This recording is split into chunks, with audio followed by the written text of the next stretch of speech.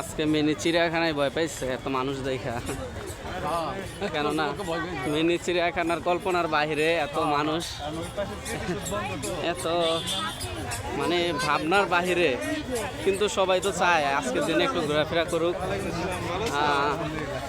কি আর করার।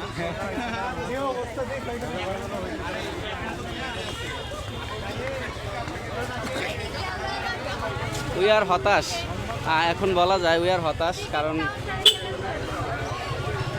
আজকে মানে কল্পনার বাহিরে ভিড়।